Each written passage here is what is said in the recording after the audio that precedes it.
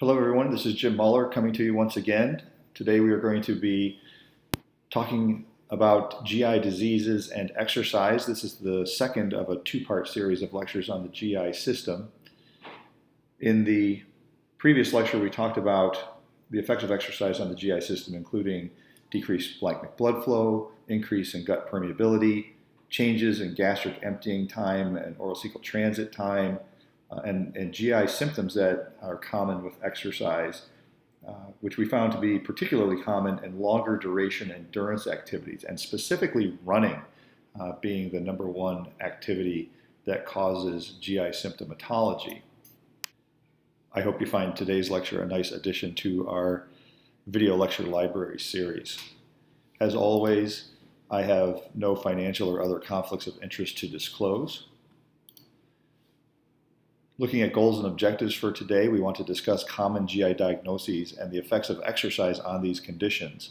We also want to discuss the effect of common GI diagnoses on exercise. So we're going to take the path in both directions. The specific diagnoses we want to talk about today include gastroesophageal reflux disease, peptic ulcer disease, inflammatory bowel disease, irritable bowel syndrome, and colon cancer. So how common are GI symptoms in athletes? We did discuss this in the GI physiology lecture, but if you didn't tune into that one first, we're going to briefly review some things here. What you see here are a portion of the results from an Australian study published in 2016 looking at GI symptoms in two different types of endurance runners. The current chart is looking at a multi-stage ultramarathon race where 54 runners were questioned over a 2-year period. 85% of the runners in this survey experienced GI symptomatology at some point during the multi-stage ultramarathon, with nausea and urge to vomit being the top two symptoms seen. The same study reported on a 24-hour ultramarathon where 22 runners were questioned, and again, the results were similar, with nausea and urge to vomit being the top two GI symptoms noted. In this cohort of runners, 73% of them had some type of GI symptom reported. This is a graph from a study that was published in 1984, but it is a very important study looking at GI symptomatology in runners, which is why I bring it up again today. This looked at participants from a single marathon in 1982 and asked them about their experiences with GI symptomatology during their training as well as during racing. And you can see that upper GI symptoms, including heartburn, nausea, and vomiting, were common during hard runs and sometimes even after a run. Heartburn was common both with easy running and with hard running in this group of people.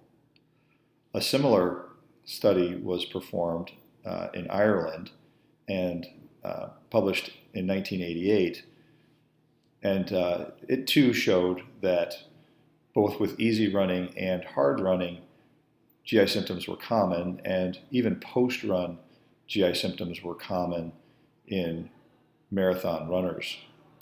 Again, if you'd like to see more about the physiology and review these studies in greater detail, I refer you back to part 1 of our GI series. So let's talk about gastroesophageal reflux disease.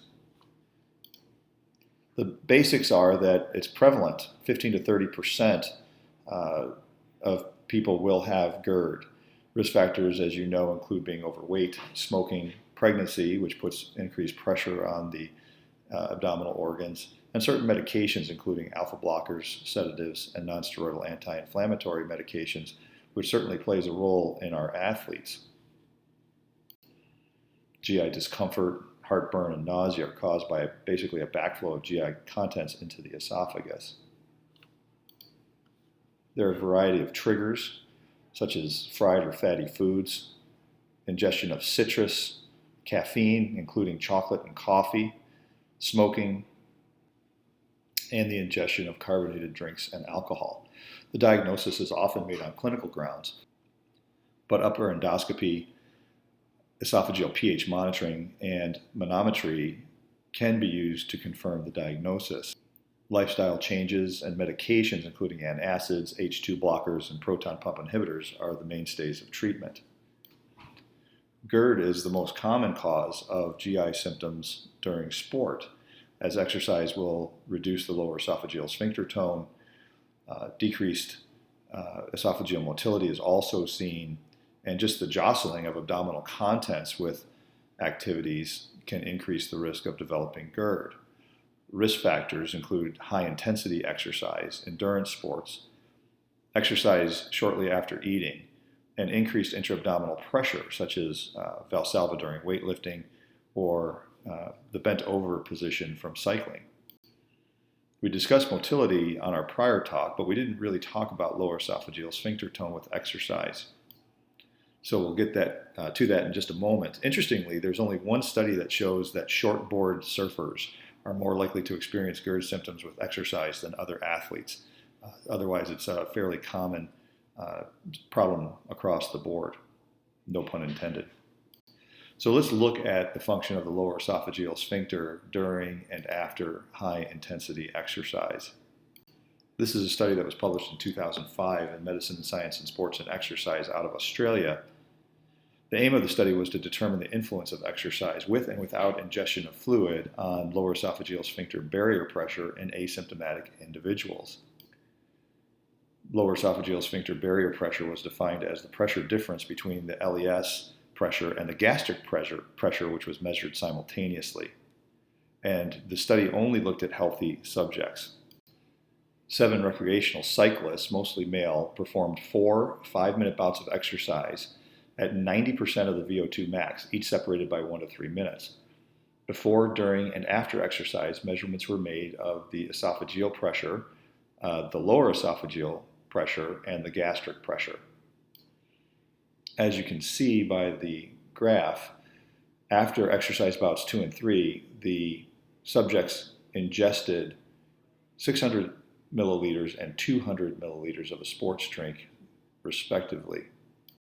What was found was that the barrier pressure before exercise was 13.1 centimeters of water, and it decreased to 6.5 centimeters of water during each of the 4 bouts of high-intensity exercise. And this change was statistically significant.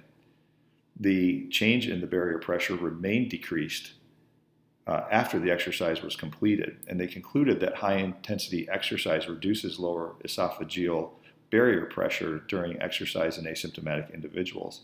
The magnitude of the exercise-induced impairment of the lower esophageal sphincter function is unaffected by the ingestion of sports drinks. And I'll show you the graph here. So again, the barrier pressure dropped, although the lower esophageal sphincter tone actually increased slightly during exercise, but as soon as exercise stopped, it dropped dramatically. The gastric pressure also increased significantly with exercise to a greater degree than the lower esophageal sphincter change, which is why, again, the barrier pressure decreased. And again, you can see just a slight decrease in the gastric pressure after exercise was completed. So again, it's not so much that the lower esophageal sphincter tone decreases significantly, because it doesn't, but the barrier pressure between the stomach and the esophagus does change, more due to increased pressure in the gastric side of the equation.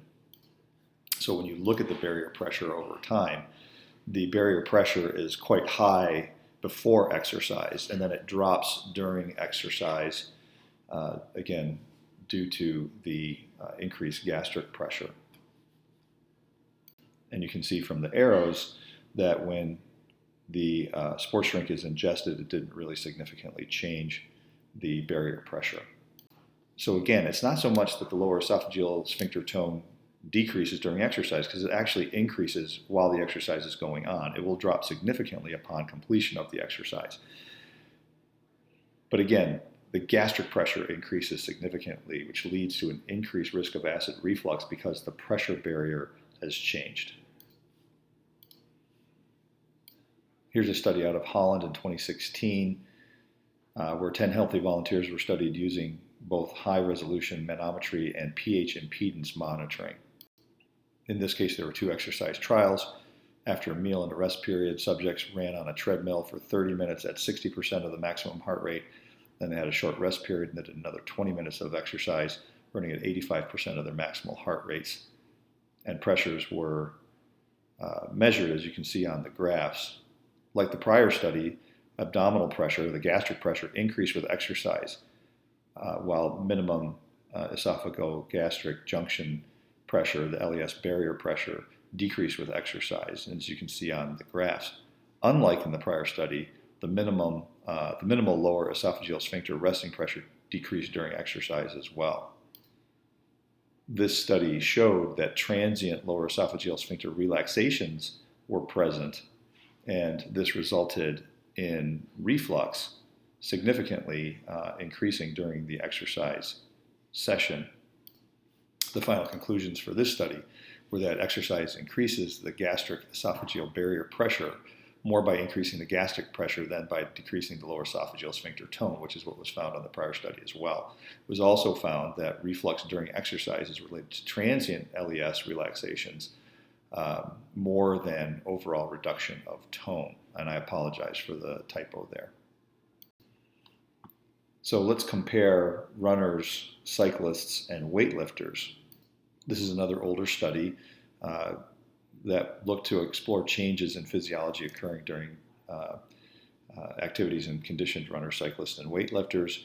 Took 10 subjects from each sport with a 3-month history of exercise-induced heartburn and studied these folks in both the fasting and fed conditions. Exercise was then performed at 65% max for an hour or 85% max for 20 minutes. In all cases, the percentage of time spent in GERD-associated acid content in the esophagus increased with exercise. Runners increased significantly. Cyclists increased only slightly, and weightlifters increased significantly. The final conclusion was that strenuous exercise induces significant reflux and related symptoms in conditioned athletes. I didn't mention that not only was the pH measured, but they were asked about symptomatology and other parameters were also followed. So again, that was the conclusion. Perhaps the Valsalva from weightlifting increases intra-abdominal pressure enough to increase GERD symptoms in weightlifters, but body position on a bike may not have that effect. We talked about those things a moment ago. From the same study we just talked about, this graph is looking at the percent of time spent at a pH of less than 4, which is considered acid reflux, in weightlifters at different body positions. There was no difference in fasting states or fed states based on body position. One would expect that a horizontal bike riding position would increase intra-abdominal pressure and therefore increase acid reflux. However, fed cyclists with their horizontal body position had significantly less acid reflux as compared to upright runners. This trend is also present when examining gastroesophageal reflux. Let's talk about peptic ulcer disease. Here are some of the basics. It's erosive changes in the GI mucosa, which can occur in the stomach or the duodenum. 90% are caused by Helicobacter pylori. Medications are also a common cause, including nonsteroidal anti-inflammatories and aspirin. Lifetime prevalence of peptic ulcer disease is 11%. Stress and spicy foods do not cause peptic ulcer disease, but can make symptoms worse. We know that exercise can lead to direct cell damage due to reduced blood flow, and this problem can be worsened by acid oversecretion. It appears that moderate level exercise has little to no effect on gastric acid secretion in healthy individuals, and in many cases decreases production. In patients with peptic ulcer disease, however, there may be some differences. A German language paper found that cycling at 50% of maximal heart rate reduced the basal volume of gastric secretion and the hydrochloric acid concentration in both healthy individuals and those with gastric ulcers, but increased acid secretion in those with duodenal ulcers. In another study out of Spain, which was a Spanish language paper, so I can't really get into significant detail, they reported that exercise in the training zone decreased basal acid secretion in healthy individuals relative to a period of rest, but increased it in those with peptic ulcers. From these studies, one could expect that those with peptic ulcer disease would have worsening of their symptoms from exercise due to increased gastric acid production. When you consider factors associated with peptic ulcer disease, exercise may have positive effects in several ways. Exercise does not affect genetic characteristics, so we'll give that a neutral. We just discussed how exercise in patients with established peptic ulcer disease may experience increased gastric acid secretion from exercise, which could worsen symptoms or delay healing. So give that a negative.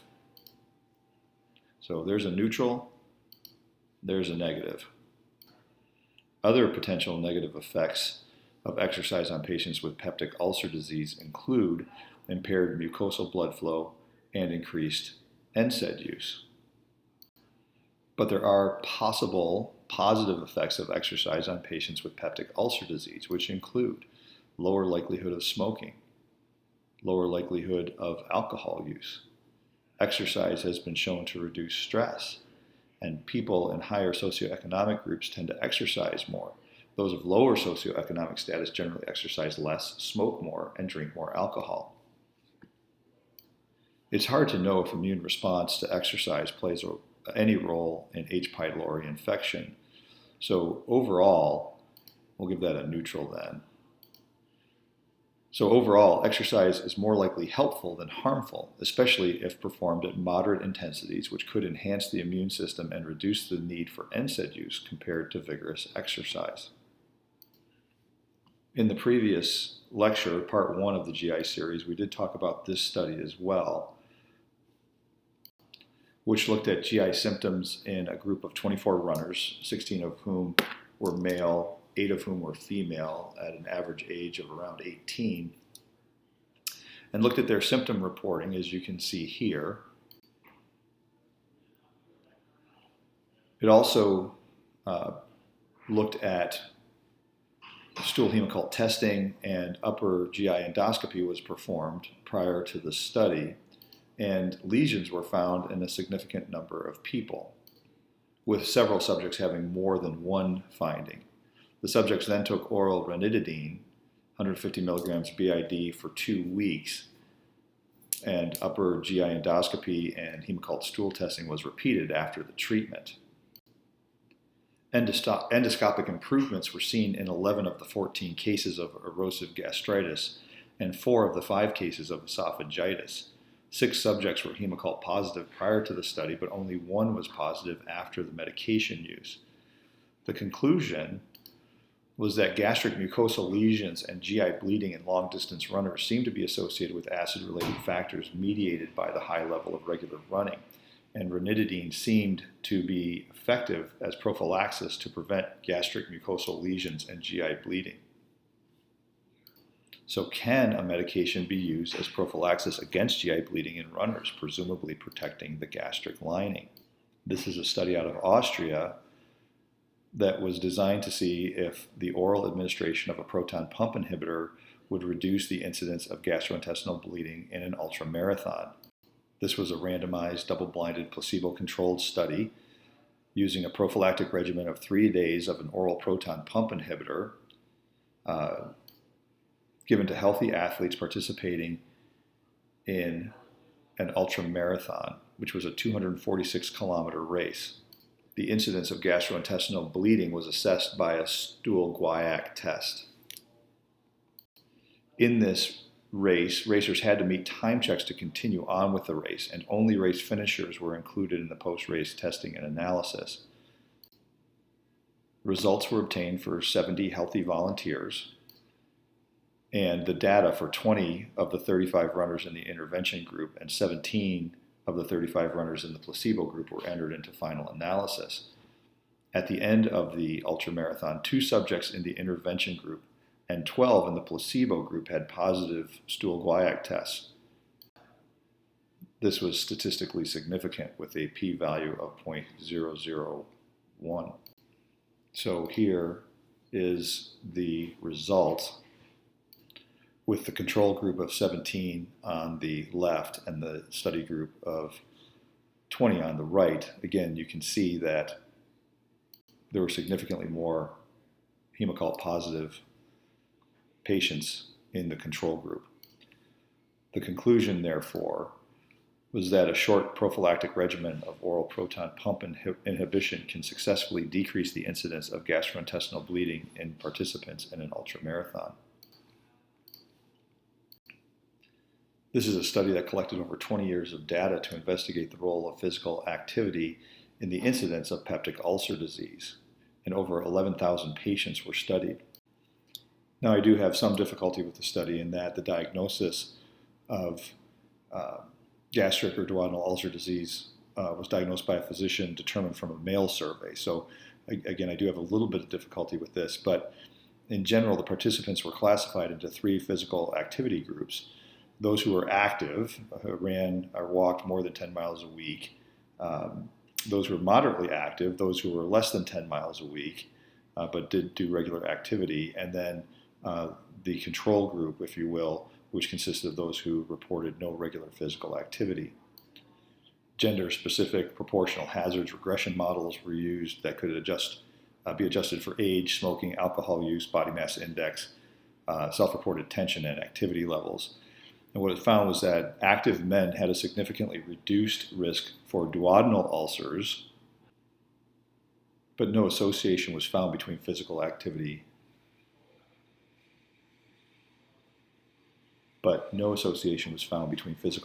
and gastric ulcers for men. The conclusion was that physical activity may provide a non-pharmacologic method of reducing the incidence of duodenal ulcers among men. Let's talk about inflammatory bowel disease. Here are some of the basics. It's a chronic inflammatory condition affecting the GI tract. Roughly 3 million cases present in the U.S. for about 1.3% prevalence, and the incidence is around 70,000 new cases per year. The cause is not fully understood, but is likely multifactorial. 3 million is the number reported by the CDC. The Crohn's and Colitis Foundation of America reports 1.6 million cases. Crohn's disease and ulcerative colitis are the 2 forms of inflammatory bowel disease that we discuss. Crohn's disease can affect any part of the GI tract, from mouth to anus, but ulcerative colitis is limited to the large intestine. Crohn's disease has a patchy appearance with skip lesions, where the ulcerative colitis form has continuous lesions without skips. The inflammatory changes in Crohn's disease is throughout the entire thickness of the bowel wall, where the inflammation in ulcerative colitis is only of the mucosal layer. And I know this is review for you, but I just wanted to go through that again to remind everyone. So let's look at some of the literature surrounding inflammatory bowel disease and exercise. So is exercise protective against developing inflammatory bowel disease? There are conflicting studies, but I will present information which shows that there may be a protective effect. I don't want to ignore the other side, but again, we will just talk about those studies that show that there could be a protective effect. So this is information from the Nurses' Health Study and Nurses' Health Study 2, which used a prospective cohort design with the objective being to examine the association between physical activity and risk of developing ulcerative colitis and Crohn's disease in women only. Almost 200,000 women were enrolled in these studies, which provided data on physical activity and other risk factors for 2 to 4 years, starting in 1984 through 2010. In 3.42 million person years of follow-up, they documented 284 cases of Crohn's disease and 363 cases of ulcerative colitis. High levels of exercise were related to a lower incidence of Crohn's. Level of exercise was not associated with a lower incidence of ulcerative colitis. The risk of Crohn's disease was inversely associated with physical activity, and women in the highest fifth of physical activity could reduce the risk of Crohn's disease by roughly 1/3. The conclusion was that in 2 large prospective cohorts of U.S. women, physical activity was inversely associated with risk of Crohn's disease, but not of ulcerative colitis. So that was discussion of the effect of exercise on the formation of inflammatory bowel disease. But how does exercise affect patients with inflammatory bowel disease? So here's a Crohn's disease study that looked at 32 adult patients with mildly active Crohn's disease or disease in remission who were minimal exercisers. They had no heart disease. The study group performed 30-minute low-intensity walking at an interval of 3 times per week for a duration of 3 months, where a control group just followed their normal exercise patterns. What you see here is a graph of the Inflammatory Bowel Disease Questionnaire, the IBDQ, which is a validated questionnaire that assesses disease-related dysfunction in patients with inflammatory bowel disease. It examines 4 aspects of patients' lives, including symptoms directly related to the primary bowel disease disturbance, systemic symptoms, emotional function, and social function. And so you want your score here to be high. Over time, it shows that there's a clear improvement in the IBDQ rating in the exercise group, which remained consistent throughout the study. The control group showed no change. If we move ahead, if you look at the 4 individual parameters, and each of these changes was significant in every subscale. From the same study, here's a look at the Inflammatory Bowel Disease Stress Index, which was developed to measure the patient's perception of the extent to which IBD had caused alterations in their lifestyle. And this looked at 8 different areas of lifestyle, which we won't get into all of the details. A score of 0 means IBD does not affect any area in any way. So you want this score to be low. And again, this shows clear improvement in the exercise group, which remains consistent throughout the study. The control group, again, showed no change. Finally, we'll look at the Harvey-Bradshaw Simple Index of Crohn's Disease, which is a simpler version of the Crohn's Disease Activity Index, which was developed by the National Cooperative Crohn's Disease Study Group in the United States. This index was based on 5 items, including general well-being, abdominal pain, number of liquid stools per day, abdominal mass, and complications. So again, you want this score to be low. And again, you can see that in the exercise group, there was clear improvement in this score. Once again, the change remained consistent throughout the length of the study. So the results are that exercise has a positive effect on people with inflammatory bowel disease, with improvement in quality of life in all 3 outcome measurement questionnaires, with no detrimental effects in terms of disease activity.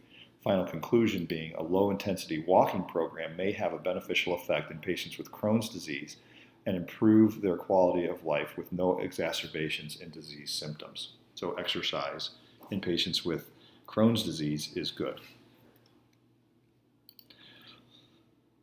Let's quickly change gears and go to irritable bowel syndrome. So the basics are, it's more common than inflammatory bowel disease.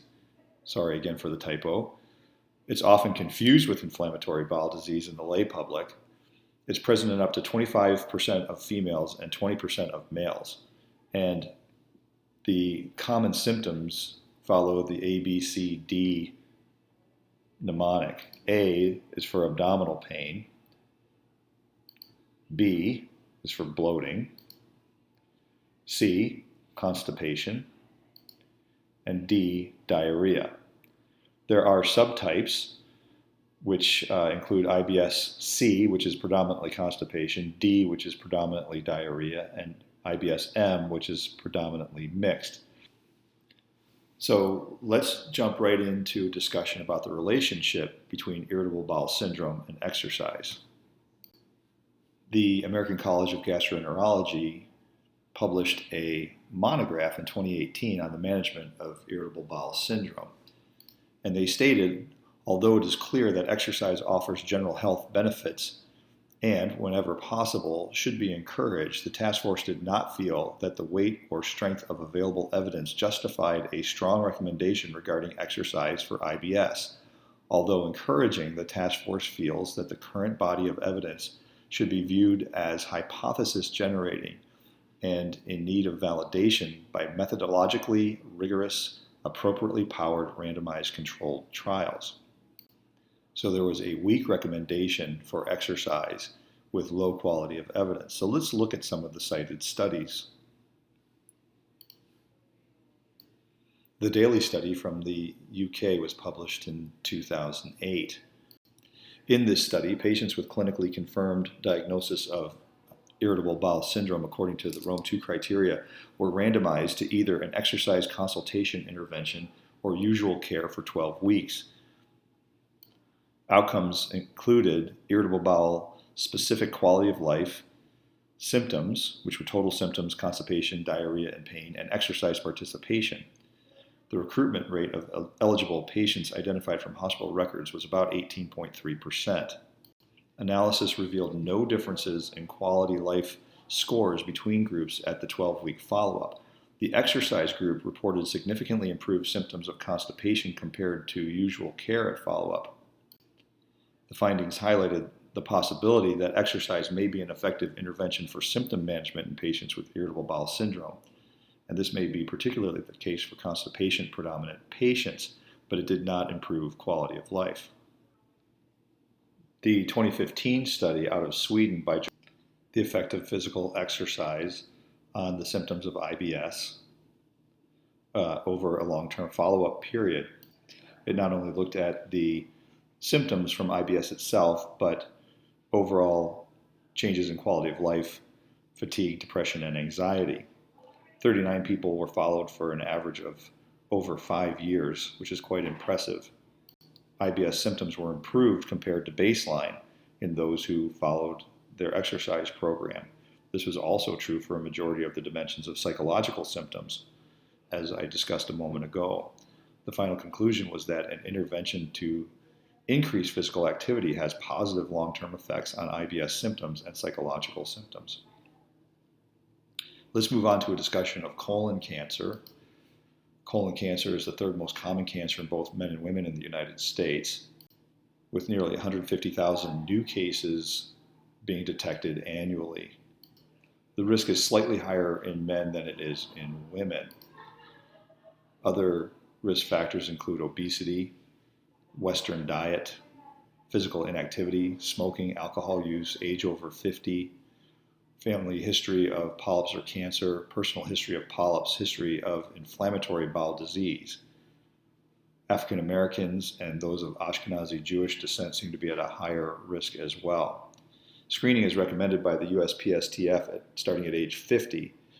The American Cancer Society recommends starting screening at an earlier age, and I believe it may be even down to 40 now, but you may want to look into that. Don't quote me on that, but I thought I heard, and I did not look it up to confirm, that the American Cancer Society has now dropped their age even further for initial screening. Certainly, if there is a family history of colon cancer in a first-degree relative or an inherited disorder present, screening begins earlier. If a first-degree relative has the disease and is detected, say, at age 50, then certainly the first-degree relative should be screened starting at age 40. If they were detected at 45, it should be 35. It should be a 10-year earlier onset of screening. So what about exercise and colon cancer? It's been shown that exercise reduces the risk of polyp development. Now, the study that's quoted here is an animal study using mice, and the reduction of polyp development was noted in those mice on a rodent diet, not on a Western diet. But exercise as little as just over an hour per week decreased the risk of polyp development by 50%. In humans, there have been studies looking at the intensity, type, and area-specific effect of physical activity And a meta-analysis showed that increasing doses of physical activity considerably decreased the risk of colon cancer. However, it's recreational exercise that seems to be the most effective. Occupational exercise or exercise accumulated through normal daily activities did not seem to significantly reduce the risk of colorectal cancer. In a large multi-ethnic study out of New York City, investigators evaluated the relationship of exercise on the prevalence of polyps. And again, it was noted that exercising more than an hour per week reduced the likelihood of any polyp, including adenomas and advanced adenomas. It was also found that those at higher risk, including blacks, Hispanics, and those who were overweight or obese, had a lower prevalence of polyps if they led an active lifestyle. It was shown by multivariate analysis that age greater than 55, male sex, and black race were positively associated with the presence of adenomas, while a history of exercising 1 hour or more weekly was an independent negative predictor for the presence of adenomas anywhere in the colon. The conclusions were that exercising 1 hour per week was associated with a lower prevalence of polyps and adenomas when compared to those who exercised less or not at all. An active lifestyle provides benefits to groups who are at risk for colon cancer. It also provides significant protection to overweight and obese individuals. Public health initiatives should promote physical activity as a cancer prevention tool in multi-ethnic populations. So we know that exercise works, but what type of exercise and for how long? Here are results of a study that examined characteristics of recreational physical activity in relation to colon and rectal cancer. The cohort was the Cancer Prevention Study 2 nutrition cohort with more than 150,000 subjects, 70,000 men and 80,000 women with a mean age of 63 years. Results showed that men who reported any exercise activity had an 18% reduction in colon cancer. This effect was not seen in women. Walking alone does not significantly reduce colon cancer in men or women. However, when other exercise activities like jogging, swimming, tennis, etc. are added to walking, there is a significant reduction in colon cancer incidence in both men and women. And this may be dose dependent, with greater than 7 hours per week showing the greatest benefit.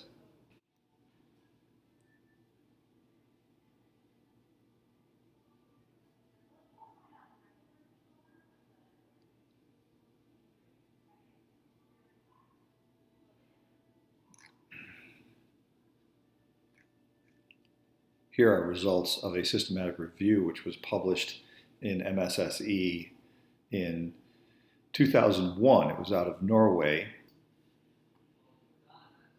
A dose response was noted where higher levels of exercise reduced risk more than moderate levels in most studies, and higher MET per hour per week was associated with the greatest risk reduction.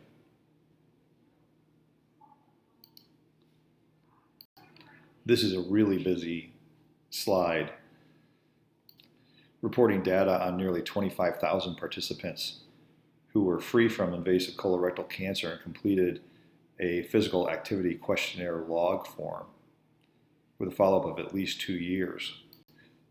The table shows that the type of activity matters regarding reduction in colon cancer risk. High levels of recreational activity greater than occupational exercise was associated with the reduced risk, but it did not reach statistical significance. Transport and household exercise did not reduce colon cancer risk. The conclusions were that recreational activity was associated with a reduced colorectal cancer risk, and a non-significant inverse association was observed for occupational activity, whereas there was no association found with transport or household domains, which we've talked about before. What about the benefits of exercise in patients who have already been diagnosed with colon cancer? This is a series of graphs looking at results of a meta-analysis which was published in 2016. The aim of the study was to systematically evaluate the relationship between physical activity and colorectal cancer mortality. The meta-analysis included 11 studies which involved over 17,000 patients with follow-up periods ranging from 3.8 to almost 12 years. Again, this is a very busy slide. The table here looks at the relative risk for the association between physical activity and survival among exercise patients versus non-exercise patients. Part A in the upper left shows the relative risk of death from colon cancer in patients who were regular exercisers prior to diagnosis versus those who were sedentary prior to diagnosis. And the relative risk of colon cancer death significantly decreased in those who were exercisers prior. Part B, let me highlight that, there we go. Part B looked at the relative risk of all-cause mortality in patients who were regular exercisers prior to diagnosis of colon cancer versus patients who were sedentary. And again, reduction of all-cause mortality in that group. Part C in the lower left looked at relative risk of death from colon cancer in patients who were regular exercisers following the diagnosis versus those who were sedentary after the diagnosis. So again, where A was people who exercised prior to diagnosis, these are people who got the diagnosis of colon cancer and then started to exercise. And you could see, again, a significant reduction in risk of death from colon cancer in that group. And again, if you look at that similar group for all-cause mortality, there was a reduced risk. If we go a step further, this table looks at the relative risk for the association between physical activity and survival among high-level versus low-level exercisers. So we already know that exercise helps, but does a high level of exercise help more than a low level of exercise? And it does. And again, you see statistical significance in all areas. The conclusion of this meta-analysis was that the risk of colon cancer-related death and all-cause mortality is reduced in colon cancer patients who were exercisers prior to their diagnosis, as well as those who exercised after the diagnosis, and that there was a dose-dependent benefit. So what are the recommendations regarding colon cancer and exercise? The American Cancer Society recommendations include 150 minutes per week of moderate intensity exercise or 75 minutes per week of vigorous exercise. And the American College of Sports Medicine recommends 150 minutes per week of moderate or 75 minutes of vigorous, just as the American Cancer Society does. So they are in lockstep with these recommendations. The American College of Sports Medicine goes on to also recommend resistance training of 2 days per week for each major muscle group and flexibility training, including stretching major muscle groups and tendons on days other than the days where the activities are performed. Now, I can't find good science to support the flexibility portion of the recommendation. Remember that patients with stomas need to be cautious with the resistance and flexibility portions of these recommendations. So let's just do a quick recap here. GERD is the most common GI issue in athletes. Strenuous exercise increases GERD symptoms. GERD is likely more due to lower esophageal barrier pressure differences and transient lower esophageal relaxations than prolonged reduction in lower esophageal sphincter tone. Because remember, with exercise, the lower esophageal sphincter tone may actually increase, but not to the same degree as the gastric pressure does. Peptic ulcer disease, exercise may help prevent duodenal ulcers in males. When you talk about inflammatory bowel disease, exercise may prevent and treat Crohn's disease, but it has not been shown to be particularly effective in the treatment or prevention of ulcerative colitis. When you talk about inflammatory bowel syndrome, exercise may be of benefit, but there are conflicting studies and the data is uncertain at this point. We know that exercise may help prevent colon cancer, and the more, the better.